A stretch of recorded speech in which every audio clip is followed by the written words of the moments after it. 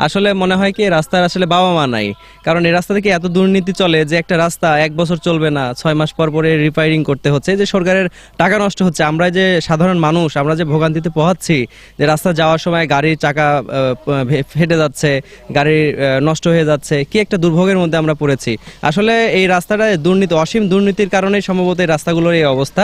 আমরা সাধারণ মানুষ জনগণ আমরা খুবই বিরক্ত এই বামিহাল এই সড়কটা নিয়ে।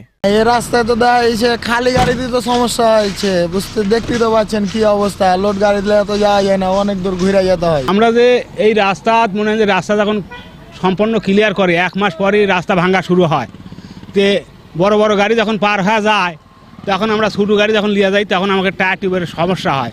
তো এখন মনে হয় যে আমরা রাস্তার যে থাকি, আমরা এখন এই গাড়ি চালায় আমরা খাওয়া দাওয়াই করবো নাকি আমরা এই গাড়ি সারতেই আমরা ব্যর্থ হয়ে যাচ্ছি।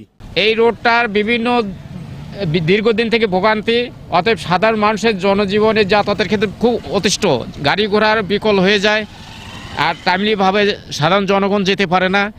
অতএব এই রাস্তাটা খুব যেন তাড়াতাড়ি সংস্কার করা হয়।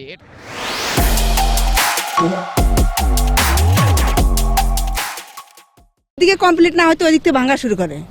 খালি এখানে না তো, রাস্তা জায়গা করে রাস্তা যেন দেখছেন হয়তো এখানে একটু বেশি, আরেকদিকে হয়তো কম। আবার ওই দিক যখন করা আসে তখন দেখবেন যে এদিকে শেষ, রাস্তার কাজ শেষ না হতে ভাঙা শুরু। এখন অবশ্যই কোনো গাফলাতি আছে, সেটা এখন চাঁদাবাজির কারণই হোক, ঘুষ খুশার কারণই হোক, যে কোনো কারণ আছে, অবশ্যই কারণ আছে। না হলে একটা রাস্তা করতে গেলে একদিক দিয়ে করবে, আরেক দিয়ে ভাঙে, এ তো হতে পারে না। কন্ট্রাক্টররা করে মোবাইল দিয়ে খালি পিস দেয় না, 1 বছরও রাস্তা টিকে না, মানে 6 মাসের মধ্যে রাস্তাটা নষ্ট হয়ে যায়। আর এই রাস্তা দিয়ে জামতলি থেকে চান্দাইখানা পরিমাণ লোড গাড়ি যায়। নতুন করলো করার দেখা যাচ্ছে 2 থেকে 3 মাস টিকে, তারপরে যা তাই। কিভাবে রাস্তা করে, আমরা এই জন্মের পর থেকে এই রাস্তার একই অবস্থা দেখা যাচ্ছে। এখন কাজটা কিভাবে করে আসলে সঠিকভাবে করে না তো, যা বোঝা যায়। কারণ রাস্তাটা নতুন করে করতেছে, যখন করতেছে খুব ধুমধাম করে করতেছে, ঠিক আপনার 2 মাস 3 মাস যাওয়ার পর দেখা যাচ্ছে যে অবস্থা ঠিক হয়ে। রাস্তাটা সমস্যা, এখানে মাটিটা নরম, এখানে কাজটা করা লাগবে, মাটিটা খুঁড়ে ডলে ঢালাই করলে রাস্তাটা ভালো হবে, নইলে এই রাস্তা টিকবে না। ওই মাছের গাড়ি গেলে পানি টানি পড়লে মাটিটা আস্তে আস্তে ভিজে নরম হয়ে সরে যায়।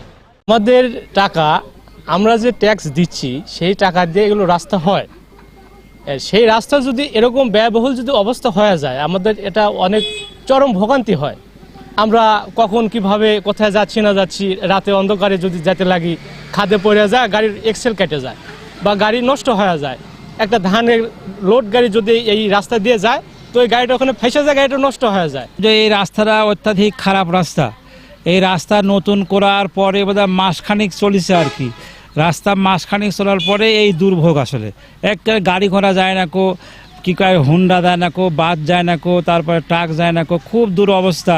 যেন এই রাস্তাটা ভালো হয়, আসলে ভালোভাবে যেন চলতে পারে মানুষ, আসলে সেই ব্যবস্থা করা দরকার। এরা আপনারা কী কয় হচ্ছে ইটা বালু দিয়ে যাচ্ছেন, দেখেন 1 মাস যাবে অনেক, 1 মাস না যাইতেই মনে করেন যে রাস্তা আবার মনে করেন যে অবস্থা সেই অবস্থা হয়ে যাবে।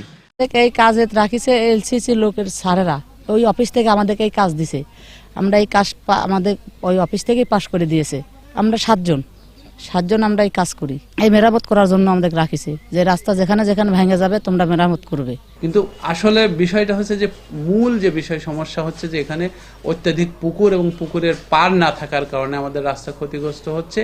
এবং চলন বিলের ক্লেই টাইপ সয়েলটা, এটা ইঞ্জিনিয়ারিং বিষয়। এই জন্য আমরা যেই জায়গাতে সমস্যা, আমাদের ধারাবাহিকভাবে আমরা এগুলো আরসিসি করে দেওয়ার জন্য আমরা প্রস্তাবনা প্রেরণ করেছি।